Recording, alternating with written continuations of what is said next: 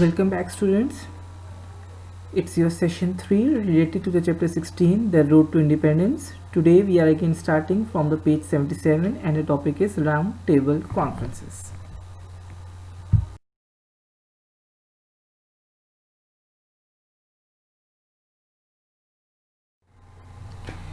In 1929, Quaid-e-Azam presented his famous 14 point in which he demanded for a federal system of government in United India and a separate electoral rolls for the minorities of the subcontinent. Later on in 1930, Iqbal demanded for a separate homeland for the Muslims, as we have discussed earlier. Under these circumstances, to solve the political crisis of the subcontinent, the British government announced to conduct a conference in England. The first roundtable conference was conducted in 1930. Jinnah from Muslim League attends, but Gandhi does not. Therefore, there was no fruitful result of the first roundtable conference. The second roundtable conference was conducted in 1931. This time Gandhi attends, but demanded a total Hindu majority rule, which was not accepted by the Muslim League. The third roundtable conference was conducted in 1932, and none of the leaders attended. Therefore, the roundtable conferences ends without any good result or the positive result.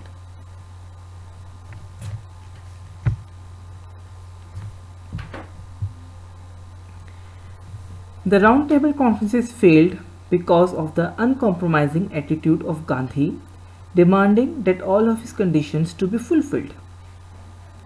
Mr. Jinnah, on the other hand, was more compromising and looked favorably on what seemed a reasonable solution suggested in the communal award.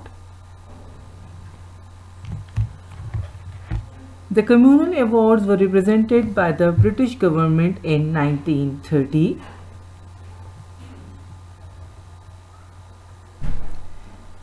The communal award retained separate electorates for the Muslims and other minorities, and it offered Muslims 1/3 seats on any central legislative assembly and a percentage of seats in provincial assemblies according to the proportion of the Muslims in the population.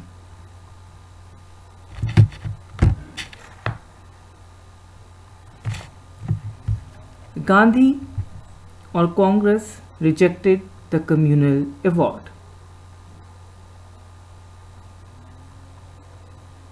Gandhi saw the communal award as an attack on Indian unity and nationalism, and he vowed to starve himself to death unless the award was changed. There were riots and violence in all over the subcontinent.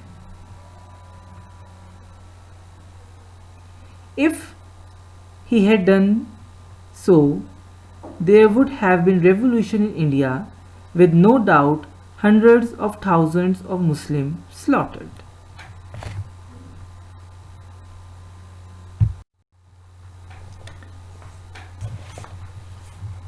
As both parties continued to quarrel, with neither side giving way, Britain decided to bring in its solution, which would be the basis of independence for India, and this was the Government of India Act, which was passed in 1935.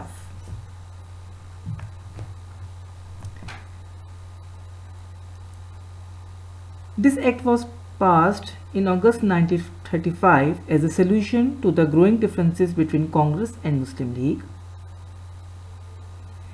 It was extremely important for the number of reasons, as it was the last major legislation passed by the British before independence and granted provincial autonomy. This act gave new dimensions to the affairs of the country by the development of the All India Federation, consisting of provinces and princely states as units.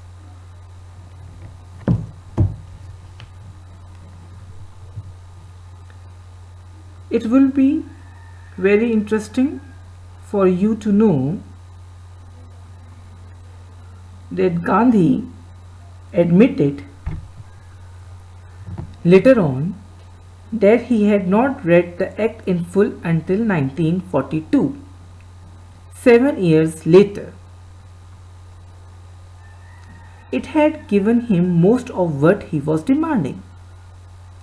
If he had read the act earlier, the fate of India might have been very different at the time of the independence. Kindly refer to page 78 of your book. The main clauses or the main points of the Government of India Act 1935 were mentioned over there. It states that India should become a self-government dominion as soon as possible. It also demanded for the federal system of government in India.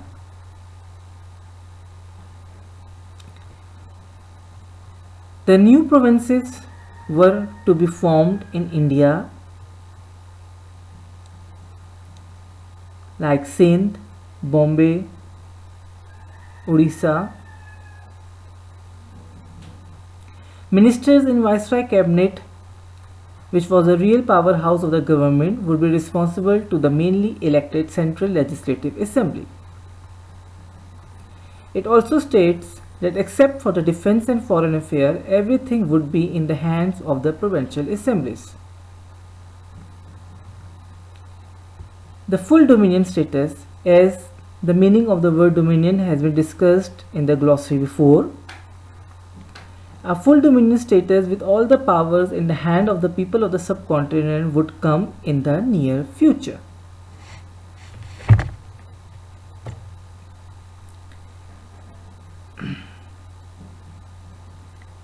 There is a question in your book exercise, that is a question number 2, that what were the circumstances that led to the Government of India Act of 1935? I hope, students, that you all would be able to answer this question number 2. We know that the round table conferences failed because of the uncompromising attitude of the Gandhi demanding for the total Hindu supremacy. And after the communal award, Gandhi resorted to the emotional tactics, threatening to starve himself to death if he did not have his way.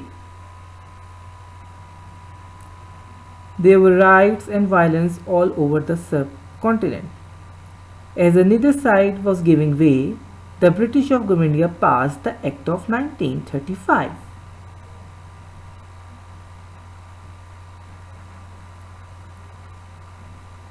The exercise question number 3 states that was this act a solution to the problem of the subcontinent? No, because it was rejected by both the Congress and the Muslim League. It was rejected by the Muslim League as the Muslims believed that they would always remain as a minority, and Hindus disliked the princes who had the majority in the upper house. The princely states also rejected it as they did not like the democratic reforms.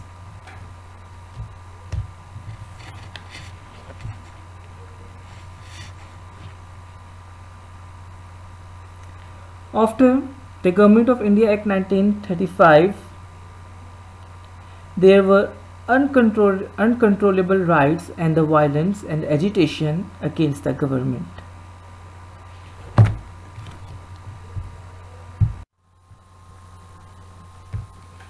Students, as you know now that we have finished chapter number 16, the last topic was the Government of India Act 1935. Just have a brief look on what we have done in chapter 16. It started from the First World War 1914 and 18, and we have studied the effects of the First World War on the political scenario of the subcontinent. The promise which was made by the British Prime Minister George Lord after the First World War to give India full self-government status, but that promise was not fulfilled. In the same time, in 1913, Quaid-e-Azam joined Muslim League and became his president after 3 years. He worked for the Hindu-Muslim unity and got the title of the Ambassador of Peace after the signing of the Lucknow Pact, in which the demand for the separate electorates was acknowledged.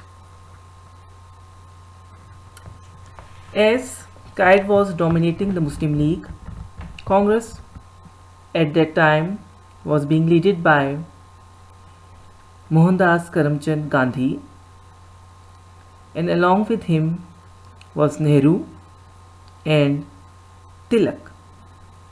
Tilak was an extremist Hindu leader. Then the Montagu-Chelmsford reforms, which were introduced in 1921, they were known as the third major step towards independence. We have studied the 4 main clauses of the Montagu-Chelmsford reform in this chapter and the reaction of Congress and the Muslim League towards the Montfort reforms. Later on in 1929, Quaid presented his famous 14-point, demanding a federal system of government and a rule of separate electorates for the Muslims of the India.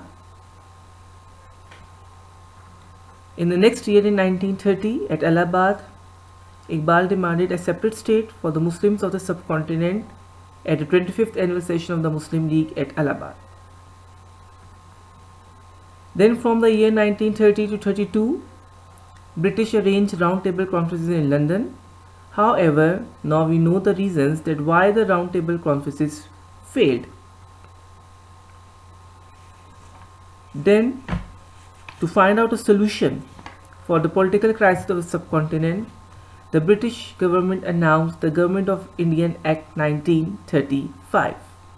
However, as we have done, this act was also not accepted by both Muslim League and the Congress.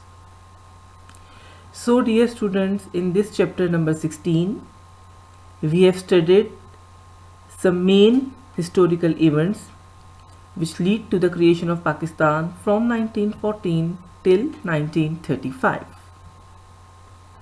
I hope all of you have understood the chapter now